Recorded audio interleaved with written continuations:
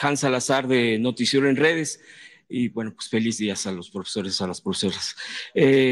Mire, yo a propósito de este día, el día del maestro, de la maestra, precisamente, por ejemplo, hay varias notas, pero una de ellas es precisamente el ofensivo discurso que llegó a tener Claudio X González. El día de hoy sale, sin embargo, eh, eh, un audio donde Claudio X González llama a los maestros, tal cual se lo voy a leer, son unos delincuentes.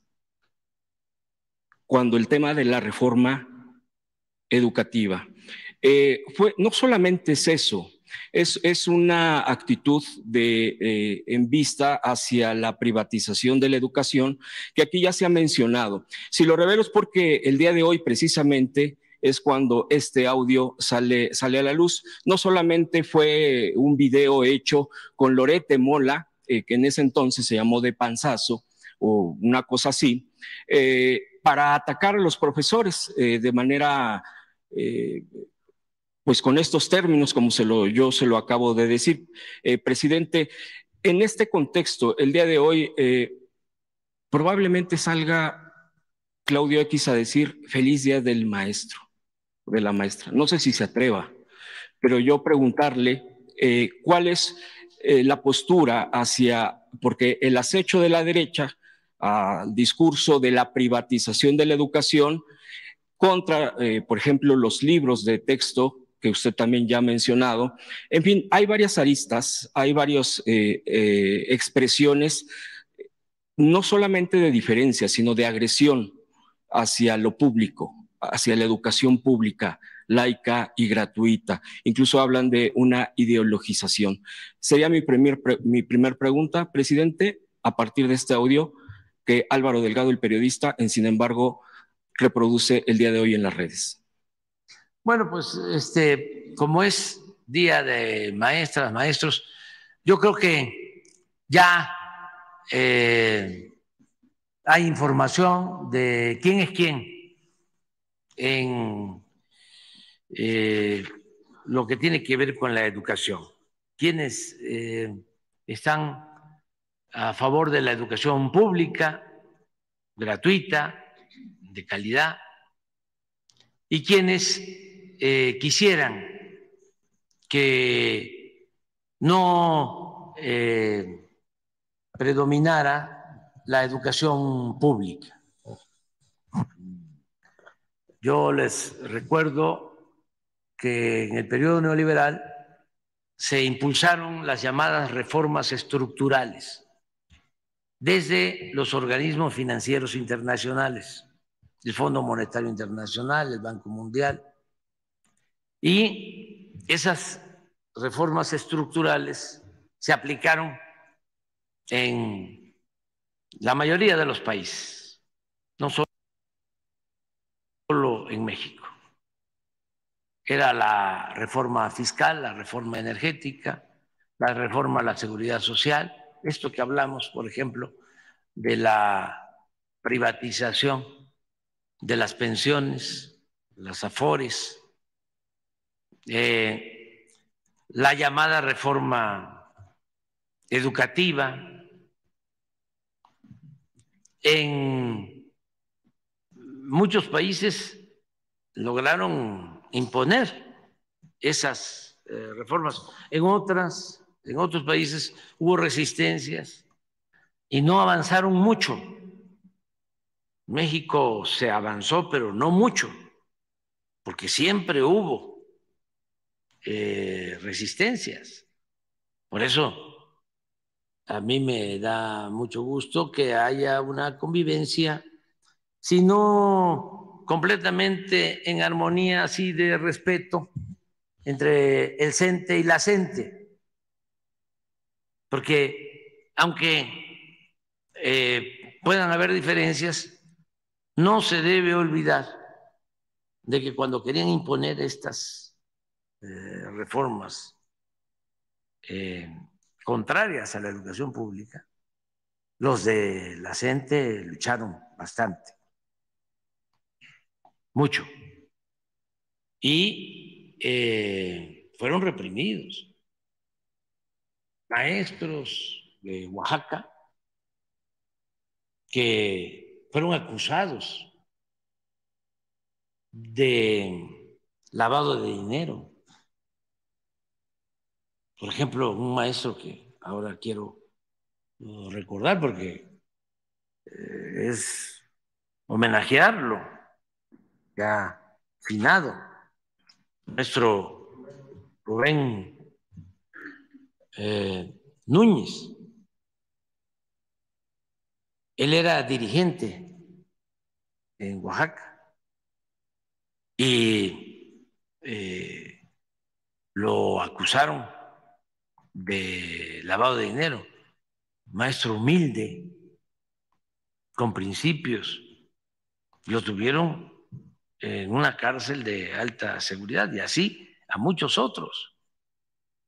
En ese entonces es que estaba esta campaña a la que se hace referencia en contra de los maestros y este personaje, cuyo nombre es preferible olvidar, cuando menos el día de hoy, estaba constantemente en contra de los maestros. Llegaron a colocar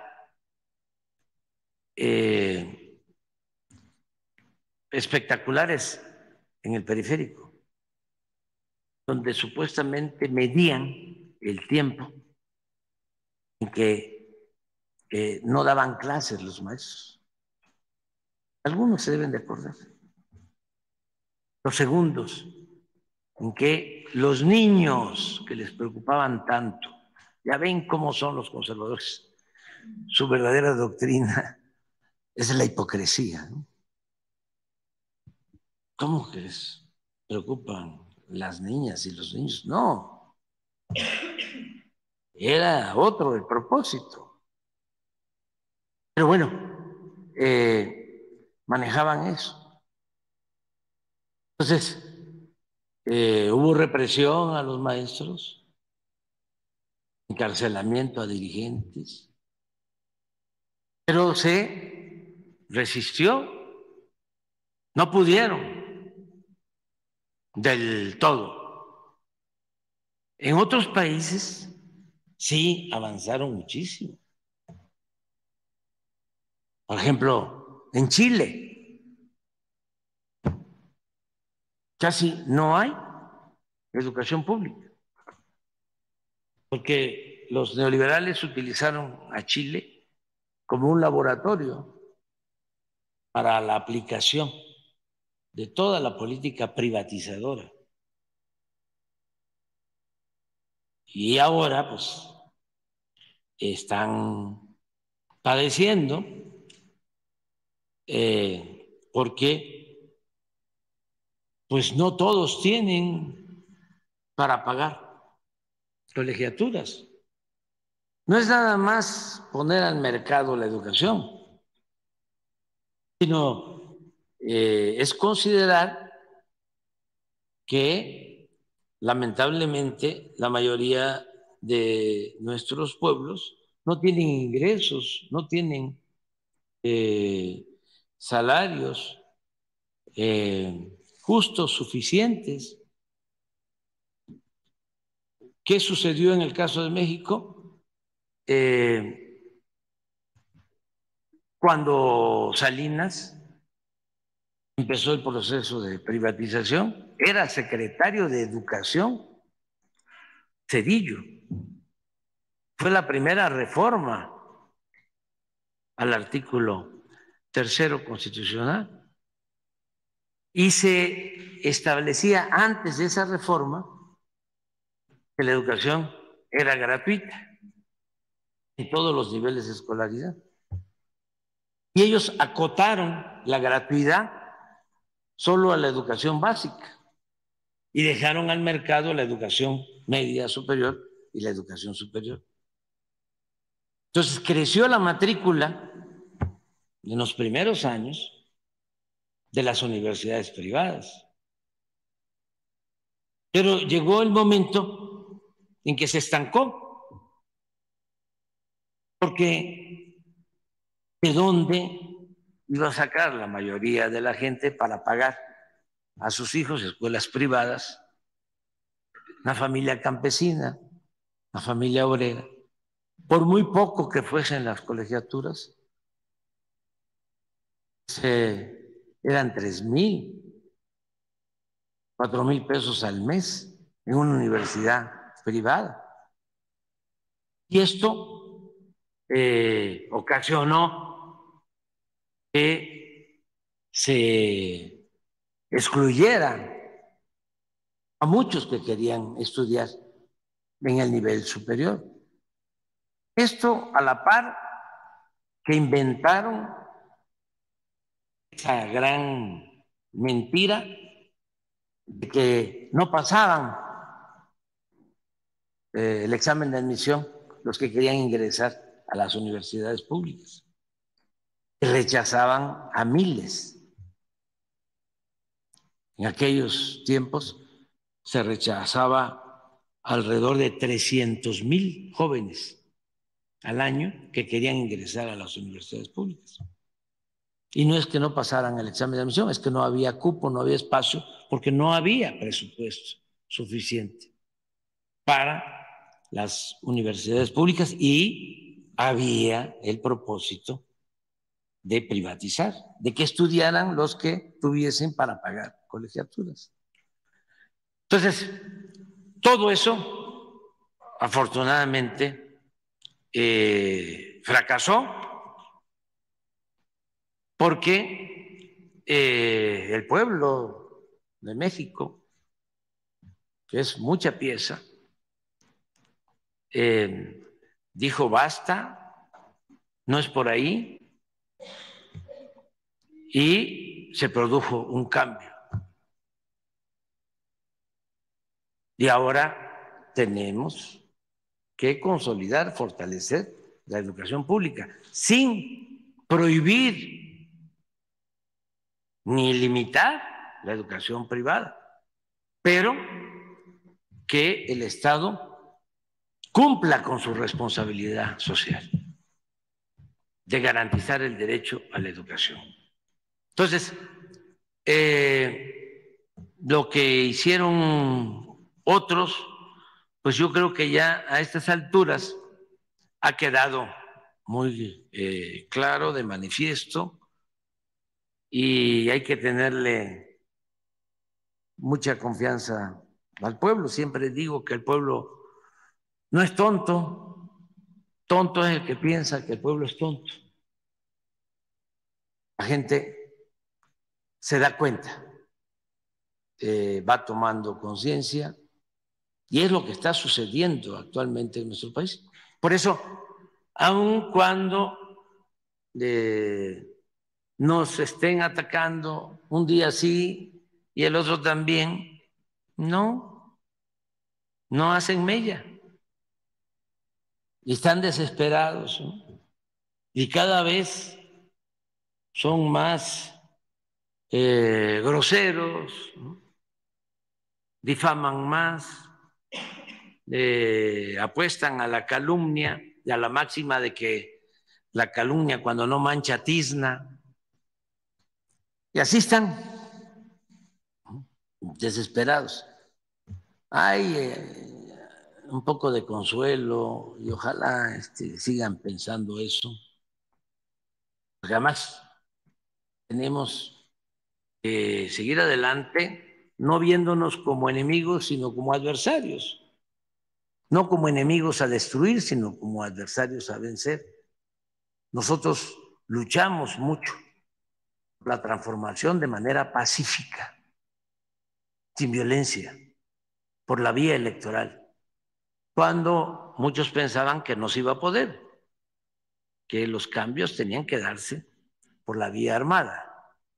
Y nosotros luchamos y luchamos de manera pacífica, decidimos por la no violencia y trabajamos informando, orientando, concientizando al pueblo, y así se logró la transformación. Entonces, la vía pacífica, la vía electoral, tiene que consolidarse. Entonces, hay que pues, pensar que aún con las diferencias no ha habido violencia. No han pasado las cosas a mayores. Y yo le diría a los conservadores, tienen la posibilidad de lograr vencernos en buena lid, ahora que vengan las elecciones. Además, si no nos vencen, y algunos ya están pensando en eso, y qué bueno, ¿no? Están contando los días para que yo me vaya. Pues también con la idea de que aún triunfando nuestro movimiento y continuando la transformación, pues ya va a ser distinto, va a haber un corrimiento al centro.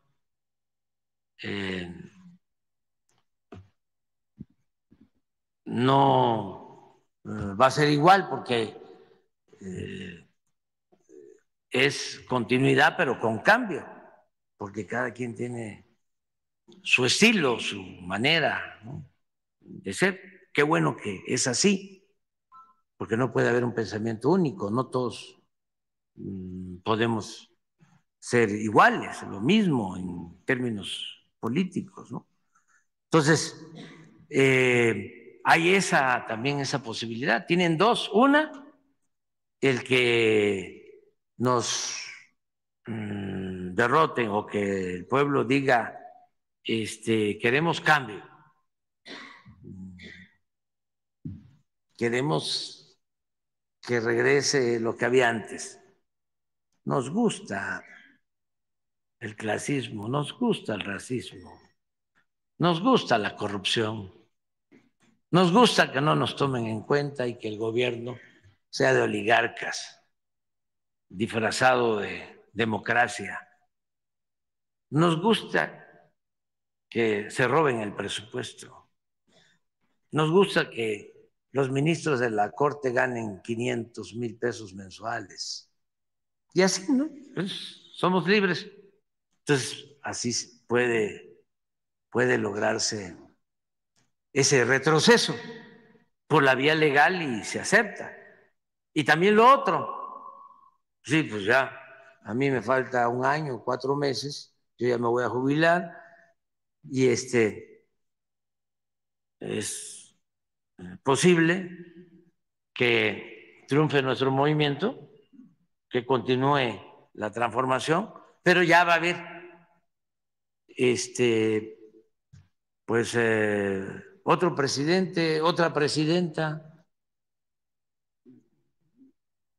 A lo mejor esa presidenta, ese presidente vuelve a invitar a Palacio a López Dóriga, a Lore de Mola, ¿no?, a los periodistas más famosos o sin cooptarlos, sin comprarlos, pues tiene tiempo para atenderlos, ¿no?, bien, porque yo no tengo también ahora tiempo. O sea, cuando a mí me tocó iniciar todo esto, pues estoy dedicando todo el tiempo a la transformación. No tengo tiempo para las relaciones públicas. Pero ya como va a quedar avanzado el trabajo, a lo mejor quien llega sí va a poder, ¿no? Ir a ver a Junco, el dueño de Reforma, o ir a ver a Ilio Ortiz, el dueño del Universal, y así a otros.